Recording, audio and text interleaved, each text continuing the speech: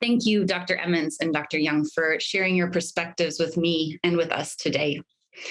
Dr. Emmons, in preparing for this response, I thoroughly enjoyed reading your inspiring account of the history of gratitude research.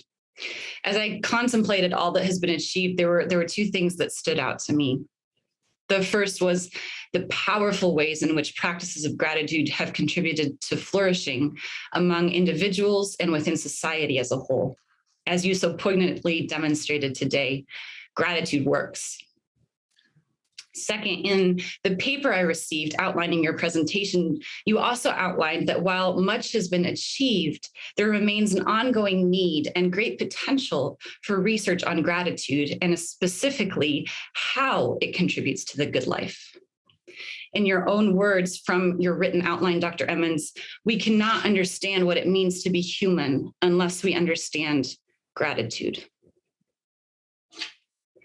And so as I begin, I'd like to briefly touch on my own research interest on the construct of joy and share how this interest shaped the way I engaged with your presentation. Unlike gratitude, which from its inception seems to have been viewed as a multifaceted construct, an emotion as well as a virtue, the research literature has often only depicted joy as a generalized positive emotion. Since starting to think on the construct of joy in 2019, I've wondered, is that all there is to joy? Is joy merely an acute emotional response called forth by any situation I deem to be deserving of joy? Or is there more to it? From a theological perspective, Paul admonishes us to rejoice in the Lord always. According to him, there is an element to joy which we control, which we can pursue. And to write in his musings on joy argues that joy ought to be considered a virtue, a habit acquired over time and through intentional practice. Tied to this, Miroslav Volf points out that joy has a moral balance. He gives the example of a distorted form of joy, which might have emerged among Nazi German SS soldiers while they committed atrocious acts of violence toward their fellow human beings. For Miroslav Volf, such joy clearly is not true joy. These perspectives would suggest that joy is not merely an acute emotional response, but that A, we have the ability to learn or practice joy, and B, there is an element in finding true joy that hinges on how we find it. The intentions of our hearts, our motivations in the pursuit of joy matter. As I was reflecting on the significance of the next generation of gratitude research and the point that you made regarding the importance of understanding how gratitude is cultivated, I ended up circling back to these musings on joy. I wondered what parallels might be drawn between joy and gratitude. First, similar to gratitude, I believe that joy is a multifaceted construct and therefore should be considered a virtue that can be learned and developed into trait-like ways of being. Gratitude has paved the way for thinking about joy from a wide variety of different angles.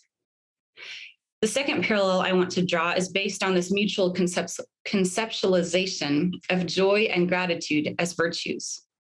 Considering Miroslav Volf's idea of moral valence, it would seem that there are ways the pursuit and expression of joy can be morally distorted.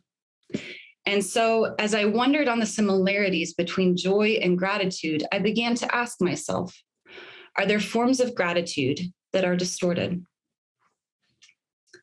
Two men went up to the temple to pray, one a Pharisee and the other a tax collector.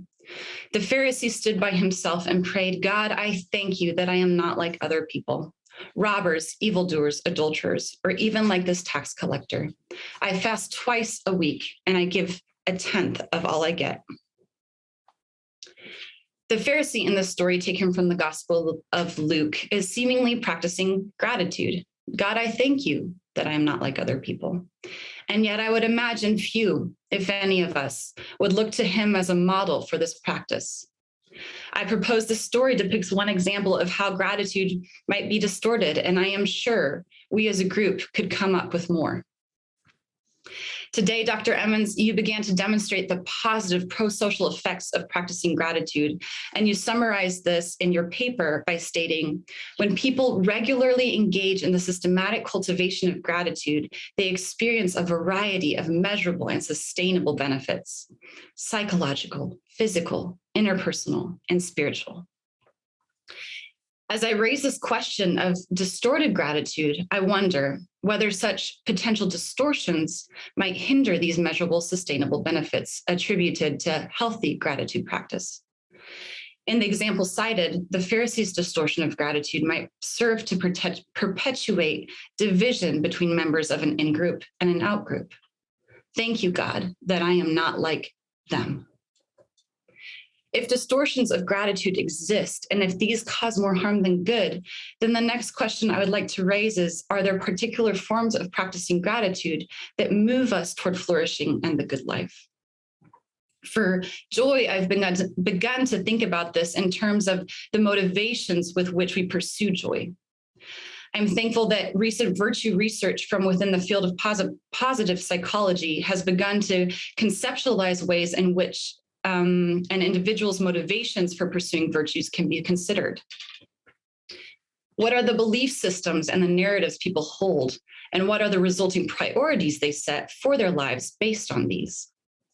Distinguishing these motivations is important when thinking about virtues in the context of flourishing, and I would like to demonstrate this using an example.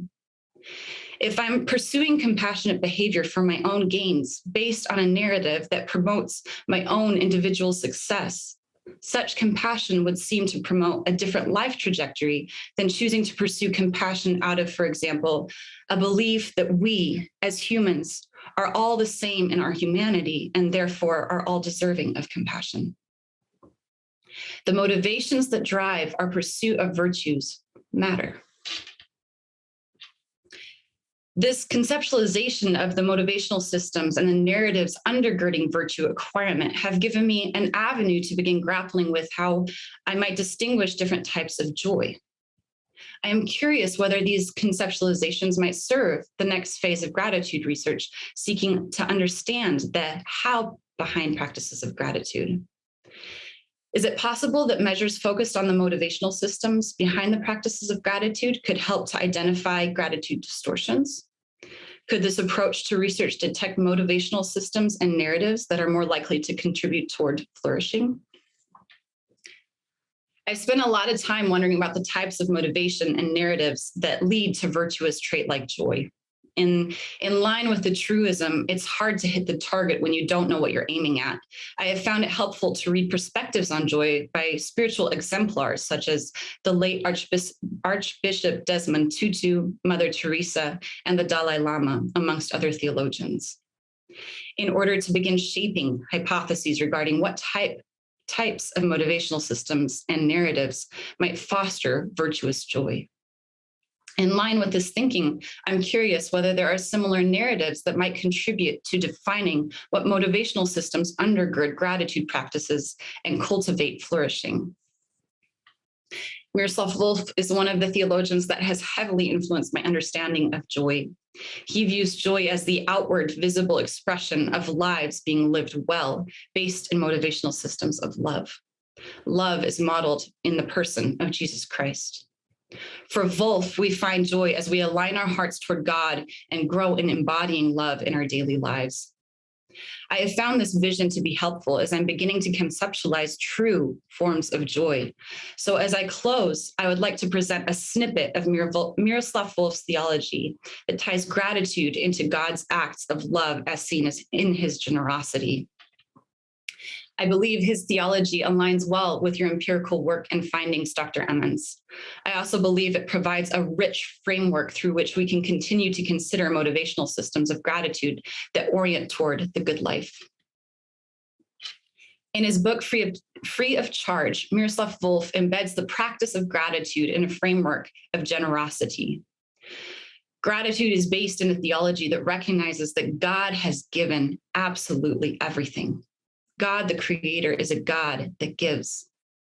As such, we, as the created, live in the tension of being both fully dependent on God and free at the same time. It is through leaning into our dependence on God, who is the source of our being and our very existence, that we ultimately find true freedom. Wolf points out that when we assert our independence, when we claim gifts as our own achievements, we wrong God. This assertion of independence denies the gifts that are being given, and in doing so, wrongs the giver.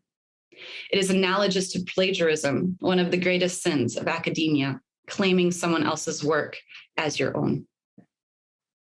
For Wolf, therefore, our first obligation toward God is to receive God's gifts without negotiating and without donning a mindset of repayment. We can give nothing to God, but have received everything from God. Ultimately, this obligation to live in a posture of receiving is a posture of faith. To have faith in God is to be without works before God.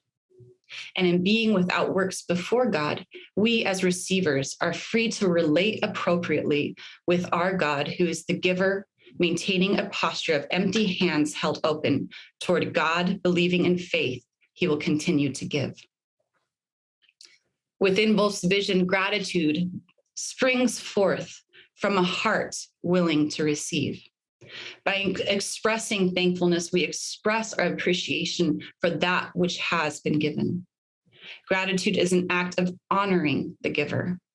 In his own words, Wolf states, faith receives God's gifts as gifts. Gratitude receives them well. At the heart of Miroslav Volf's theology lies his belief that the triune God is fundamentally a God of love who binds particularity and unity into one. With that backdrop in mind, the gifts that God gives in no way reduce or belittle the receiver, but instead come with the message, you are loved and therefore you exist. Within this framework, gratitude is the acceptance and celebration of this reality. This is Miroslav Volf's theology of gratitude. For him, it would seem that practices of gratitude hinge on our perception of ourselves as receivers. Do I view myself as too strong or too independent to receive from another? Am I willing to admit that I am dependent? As well as our perception of ourselves in relation to the giver. Do I view the giver as someone I'm indebted to, who gives with strings attached? Or is the giver someone I can manipulate? Full disclosure here, I'm not very good at pursuing a regular gratitude practice. As I have been reflecting on your work and as these questions have been circling in my mind, I've been forced to look more deeply at my own motivations, at my own heart. Why do I find it so difficult to practice gratitude? How do I see myself? How do I see God? How do I see others? I still have a ways to go in this journey of self-discovery, but I would be remiss if I did not take this moment to express gratitude to you, Dr. Emmons. Thank you for agreeing to present at the symposium, for not only pursuing this important avenue of research with commitment and loyalty, but also for providing this audience and myself with the opportunity to be challenged, to grow into lives marked by goodness. Thank you for your time.